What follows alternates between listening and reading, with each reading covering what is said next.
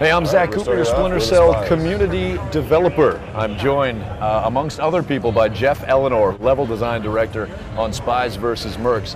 Jeff, we are playing Spies vs. Mercs Blacklist, and what that is exactly is 4 versus 4. We know that much. Can you maybe give us some details as to how this differs from the Spies vs. Mercs Classic, which we've previously shown off? All right, well, this is Blacklist Edition. So for starters, we got more people in the game. We're playing 4 people versus 4 people. And in Blacklist mode, it is really about the different relationships between the presets and the classes and the different loadouts that you can have and carry into the game. It tends to be a little faster paced with more people as well. All right, so now how does it work exactly in terms of the general approach to Spies versus Mercs? I mean, you know, we've got Spies in third-person perspective, we've got Mercs in first-person, but what does that exactly mean for the player experience? Obviously, they're very, very different. So as a mercenary, you're searching the environment. Well, I'm going to die here. Your job is to use what you're good at, which is shooting and you know, sort of the insane damage that you can provide. As a spy, you have the third-person experience, so you can see the environment and use it to your advantage. Now we're looking at your screen right now. You're in the respawn screen. As you can see, you're about to come back to life. I'm coming back in to try to keep my buddy, the hacker, alive, and yeah, and that would be me. Over. I just bit the dust. You failed me, Zach. So, what is your preset loadout? Who have you chosen, and what's that all about? Right now, I'm playing as the Predator, which means I have the ability to temporarily cloak and become invisible, which is useful because I want these guys to not see me as I move way over here. But now you're not obviously completely invisible when you've got your digital ghillie suit intact. That's correct. What are the weaknesses when you do use that? Well, the digital ghillie suit lets me become largely invisible for a short period of time, and also if enemies have the disruptor power or anything that affects my electrical abilities at all, they'll be able to make me visible. Okay, now we just saw you just initiated the hack. What are the general philosophies or good quality strategies that you should stick to when you are specifically the hacker? Uh-oh. As the hacker, my main thing is I don't want to go near the enemy. Oh boy! You know, I only want to engage when absolutely necessary, and my role is to stay alive inside the zone. So now, when you are on the Spies team, you've initiated a hack. So when they spot me, like right there, I'm gonna try and get out of dodge. Whereas I've EMP'd these. I almost took out both of them. I threw an EMP, which disables all electrical equipment, and then I had the opportunity to try and take them both out, but I was unable to. Right now, they're up execute above me. I'm using my sonar goggles to kind of know where they are. There's a third Merc coming in, so somebody just saw me. So I realize now that this isn't going to be quite as easy as I had hoped as far as concentrating on the game while interviewing you, Jeff Eleanor, level design director. But I am going to drop down and kill this Merc right here, which you can't see because we're watching Jeff's screen. So what we're doing right now is we're trying to support the hacker. And you indeed are the hacker still, Jeff, and you can see at the top of the screen that we are at 88%, upwards at 90.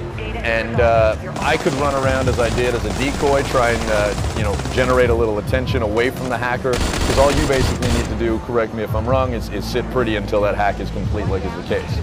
Exactly. At this point, you know, we got close for a minute there, and Merc got close to me and spotted me, but basically, what I'm doing is not being where he expects me to be. I'm going to take this guy out using the death from above. And death from above is really one of the hallmarks of the Spy's strength. If a Merc walks directly underneath you, you can drop down on him and kill him exactly the same way you can in the single-player game. As I was just able to do, and now I'm going to initiate a hack.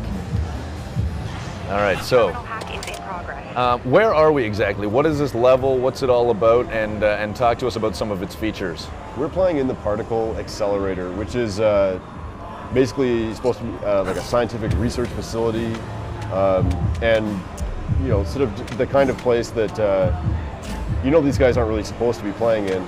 It's a really unique location, sort of modeled after and inspired by sort of scientific particle colliders that exist in the real world today. And, oops, excuse me while I hide. Whoa, whoa. Oh boy. Oh, tried to rush a Merc head on. Yeah, I'm in Always a bad trouble idea. here. I'm the hacker, and I got like 3 Mercs bearing down on me. Right. So talk to us about what we're seeing there in your respawn screen.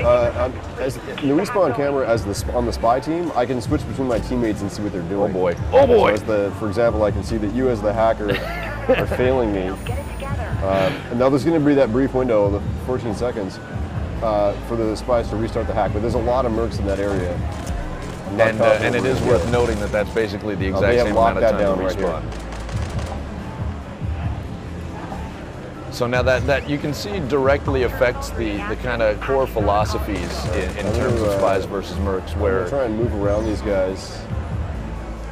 You know, it's not stealth advantage. It's not necessarily about getting kills.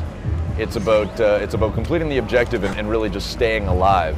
And you know, we're not doing that great. We've only got one terminal hacked. All right. So while I'm getting worked over in C, you can see you're moving towards the server room there.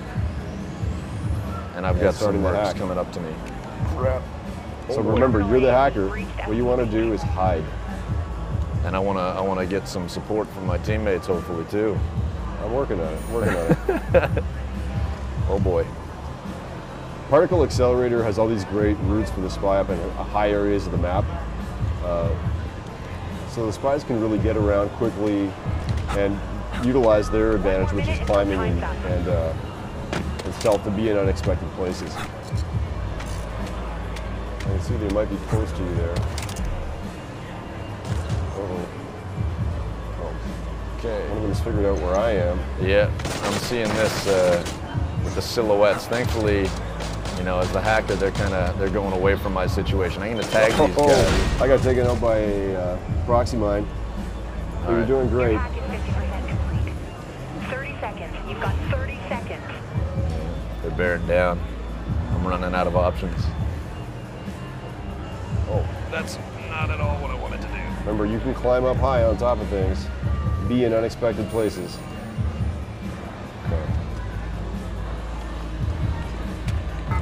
10 seconds left. We're at 75%. Now remember, the clock is going to get extended. Holding extraction until the hack resolves. Okay, I don't see where these Mercs are. Oh, there's one right behind me. I'm trying to be as distracting as possible right now. Okay, we're all in the same spot. This is good. We're at 99%. Boom.